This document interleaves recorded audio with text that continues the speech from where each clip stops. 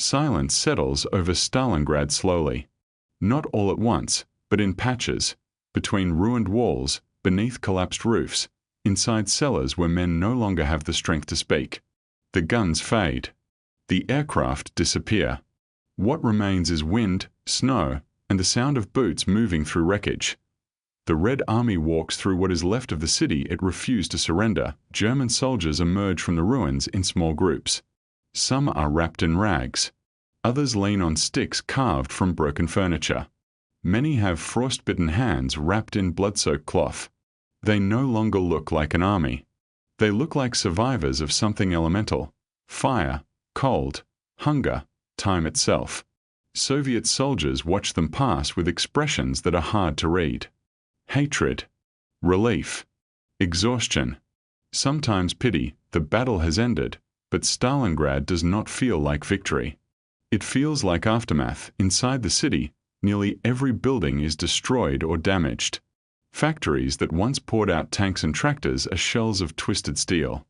The famous Volga riverbank is cratered and littered with wreckage, boats frozen into ice, ammunition boxes half buried in snow, helmets crushed flat by debris. The ground is so saturated with metal that compasses spin uselessly. The dead are everywhere. Some lie where they fell months earlier, preserved by cold. Others are buried beneath rubble, marked only by a hand, a boot, a fragment of uniform. Clearing the city will take years. Unexploded shells will kill long after the war has moved on. Yet even here, life begins again. Within weeks, Soviet engineers restore ferry crossings. Makeshift housing rises among ruins. Factories are surveyed for rebuilding. Stalingrad, soon to be renamed Volgograd, will live, not because it was spared, but because it endured. Strategically, the consequences of Stalingrad are immediate and irreversible. Germany has lost an entire army, over 300,000 men killed, wounded, or captured. Equipment that cannot be replaced. Veteran formations erased from the order of battle. The Luftwaffe, shattered by the failed airlift, will never fully recover its transport capacity. German allies lose faith. Romania and Hungary begin quietly reassessing their future in the war. On the Eastern Front, momentum changes direction. From this point forward, the Wehrmacht will fight mostly on the defensive. The Red Army, blooded but hardened, now understands how to break German operational doctrine, how to absorb a blow, stretch enemy logistics, and strike where defenses are weakest. Encirclement becomes a pattern. Stalingrad is no longer an exception. It is a template. Psychologically, the impact is even greater. Inside Germany, the loss is impossible to hide. Goebbels announces total war to a population that now understands what defeat looks like. Families wait for letters that never come. Entire towns lose their sons. For the first time, German civilians feel the war tightening around them. Across occupied Europe, resistance movements take heart. If a German army can be destroyed, then Germany can be beaten, and inside the Soviet Union, Stalingrad becomes more than a battle. It becomes a symbol of sacrifice without limit, of survival through annihilation. Veterans will carry the memory for the rest of their lives. The cold, the rubble, the faces of comrades lost in stairwells and basements no one will ever map. Yet Stalingrad is not just a story of numbers and arrows on a map. It is a story of individuals pushed beyond what war was ever meant to demand. German soldiers who fought with discipline until hunger hollowed them out. Soviet soldiers who crossed the Volga knowing their life expectancy could be measured in days or hours. Civilians who stayed because there was nowhere else to go. Doctors who operated without light. Snipers who lived alone in ruins for weeks. Commanders who made decisions knowing every option meant death for thousands. No side emerges untouched. No one leaves whole. Militarily, Stalingrad forces a re-evaluation of modern warfare. It proves that industrial war is not decided by a single weapon or doctrine, but by logistics, endurance, and the ability to replace losses. It shows that cities, once thought unsuitable for prolonged combat, can become grinding machines that consume armies. Urban warfare is no longer an exception. It is a future reality. Modern military academies still study Stalingrad.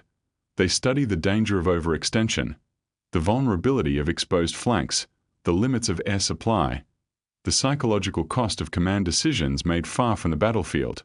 But beyond strategy, Stalingrad leaves a deeper lesson, one harder to measure. It shows how ideology can blind leadership to reality, how symbols can outweigh soldiers, how refusing to retreat can turn determination into catastrophe. It also shows how resilience, when backed by resources and coordination, can reverse even the darkest momentum. Today, visitors walk the rebuilt city. They stand on Mamayev Kurgan, where the ground was once fought over inch by inch, now crowned by a statue visible for miles. Beneath their feet lie layers of history, steel fragments, bone, and memory pressed into the earth. The Volga still flows. Quiet now. Indifferent. Stalingrad did not end the war. But after it, the war was never the same. And as the snow fell over the ruins in early 1943, as the last fires burned out and the echoes faded, the world crossed an invisible line, one where the question was no longer whether Hitler's army could be stopped, but how much of the world would survive the stopping of it. And when you think about modern war, about cities, supply lines, morale, and the human cost, how much of what we understand today was written first? In the ruins of Stalingrad? 7:30, the 19th of November 1942, the ground trembles before the sound arrives. Then it hits, thousands of Soviet guns firing at once, a rolling thunder that crushes the frozen air along the Don River. Snow leaps from the earth in dirty clouds. Ice shatters. Men press their faces into the ground, mouths open, teeth rattling, breath burning their lungs. The smell of cordite and frozen soil mixes with diesel smoke and fear. Somewhere in the white haze, a watch stops ticking. Someone screams. Someone else doesn't get the chance. This is Stalingrad.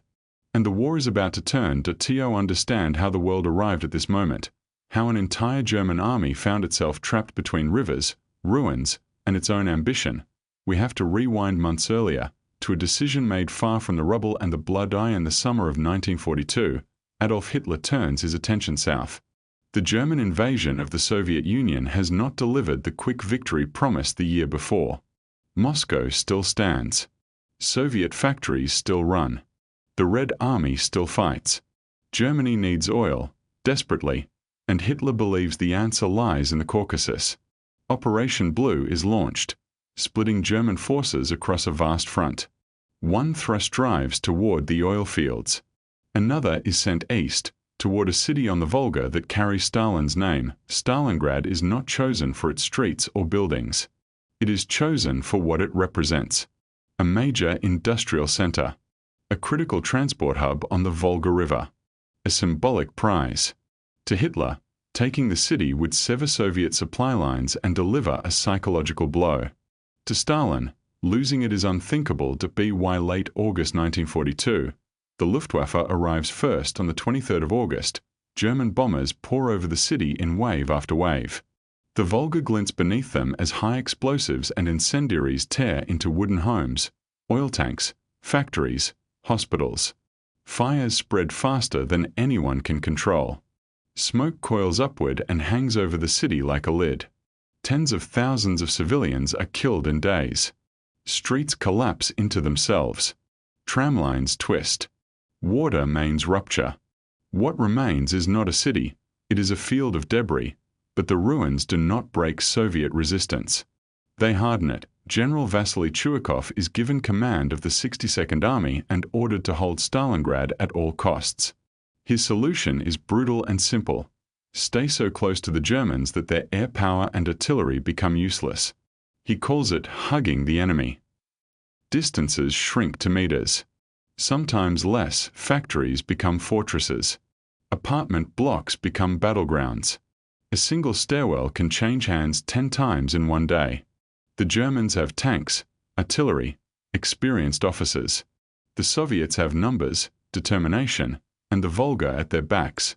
The river is everything. Supplies, reinforcements, ammunition, almost all of it must cross under fire. German artillery watches the crossings. Stukas scream down on barges and ferries. Boats sink. Men drown in icy water weighed down by rifles and packs. Yet every night, more soldiers cross. Some arrive without weapons and are told they will find one on the battlefield. The fighting takes on a name the Germans will never forget: Rattenkrieg. Ratwar.it is close. Filthy. Personal.in the rubble. Long-range weapons and nearly useless.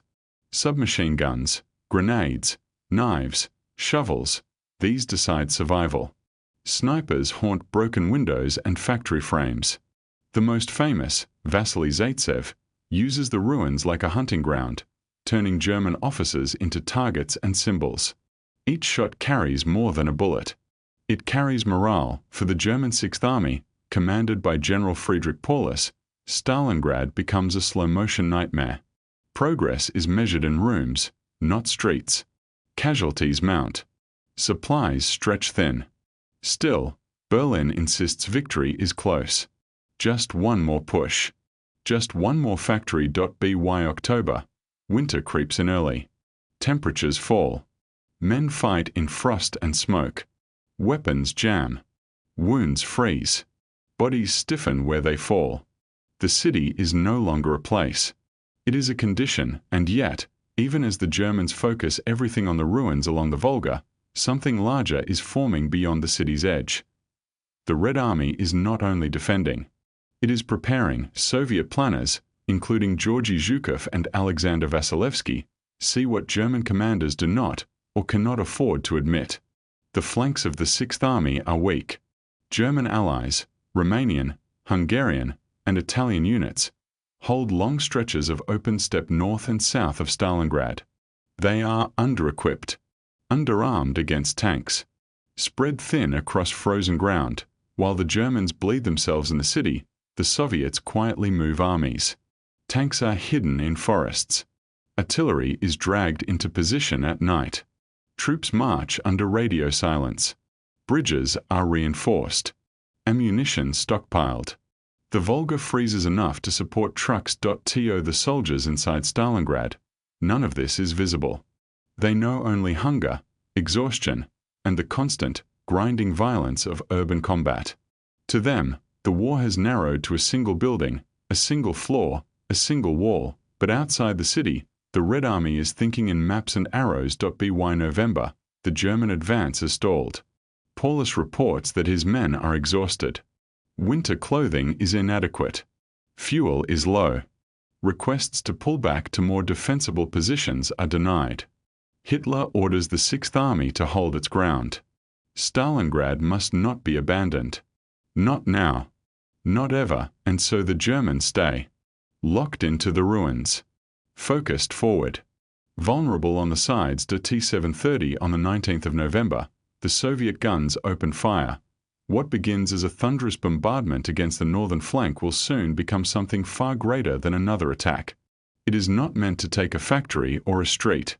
It is meant to close a ring. As the snow and smoke swirl over the steppe, a question hangs in the freezing air, one that no one inside Stalingrad can yet hear clearly.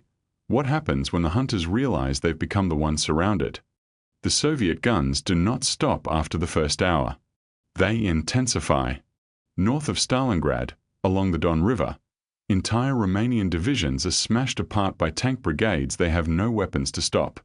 Anti-tank rifles bounce uselessly off T-34 armor. Horses bolt. Radios go silent. Within hours, the Soviet breakthrough is no longer a penetration. It is a flood. To the south. The same thing happens again. On the 20th of November, 1942, Red Army forces strike the southern flank held by Romanian units guarding the approaches beyond Stalingrad. The pattern repeats with brutal efficiency. Artillery. Armor. Infantry moving behind rolling barrages. Soviet tank crews drive straight through thin defensive lines and keep going, ignoring isolated pockets of resistance. The goal is not to fight everyone. The goal is to move fast. Inside the city, German soldiers notice something strange. The Soviet attacks in the ruins do not intensify. In some sectors, they ease. Fewer counterattacks. Less pressure. It feels wrong. Paulus receives reports of disasters on both flanks. Entire Allied corps collapsing. Soviet tanks racing west. He requests permission to withdraw the Sixth Army before it is too late. The answer from Hitler is immediate and absolute. Hold, stand fast. The Luftwaffe will supply you. On the 23rd of November, 1942, near the town of Kalach, Soviet tank units from the north and south meet. Their commanders shake hands beside destroyed German vehicles. The encirclement is complete. More than 250,000 Axis troops, German, Romanian, Croatian, and auxiliary units, are trapped inside a vast pocket around Stalingrad. The Germans call it the Kessel. The cauldron.at first, many inside the pocket do not understand the scale of what has happened. Maps are outdated. Communications are confused. Some officers believe a breakout will come quickly. Others assume supply flights will stabilize the situation until relief arrives. The reality is harsher. The 6th Army needs over 600 tons of supplies per day just to function: food, fuel, ammunition, medical equipment.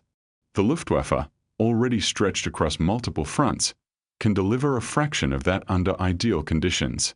Winter weather grounds aircraft. Soviet fighters and anti-aircraft guns thin the transport fleets. Makeshift airfields inside the pocket turn into mud, ice, and wreckage. Pilots land under fire. Some never take off again. Rations are cut. Horses are slaughtered. Fuel disappears first. Tanks become immobile bunkers. Artillery falls silent except for emergencies. Frostbite spreads as quickly as hunger. Wounded men pile up in cellars and ruin schools where doctors operate without anesthesia, using saws dulled by cold and bone. The Soviets do not rush to crush the pocket. They tighten it. Outside the encirclement, Field Marshal Erich von Manstein assembles a relief force. In December, Operation Winterstorm begins. German armored units push eastward from the south, advancing through snow and step toward the trapped army. For a brief moment, hope flares inside the Kessel. Distant gunfire can be heard. Rumors spread. Maps are studied again, but Paulus is not authorized to break out toward Manstein. Hitler forbids it. The 6th Army must hold Stalingrad. The relief force must reach them. It never does. Soviet reserves counterattack Manstein's flanks. Fresh armies pour into the field. The German relief advance stalls, then retreats. The pocket remains sealed. By January 1943, the situation inside Stalingrad is beyond collapse. Daily rations fall to a few hundred calories. Bread is stretched with sawdust. Soldiers boil leather belts and boots for soup. Ammunition is hoarded for close defense. The wounded freeze to death when morphine runs out. Dysentery spreads. Typhus follows. Command posts move into basements buried under rubble. Maps are marked with positions that no longer exist. Units are listed at half strength, then a quarter, then simply present. Soviet loudspeakers broadcast surrender appeals across the ruins. Leaflets fall from the sky promising food and medical care. Some soldiers listen. Others tear them up. Many are too exhausted to react at all. On the 10th of January, 1943, the Red Army begins the final destruction of the pocket. More than 7,000 guns open fire. It is one of the heaviest artillery bombardments of the entire war. The ground shakes continuously for hours. Snow turns black. Buildings already shattered collapse completely. Soviet infantry advances methodically, block by block, shrinking the encirclement from all sides. German resistance remains fierce in places. Machine guns firing until barrels glow, last grenades thrown from cellars, but there is no longer any strategic coherence. The pocket splits in two.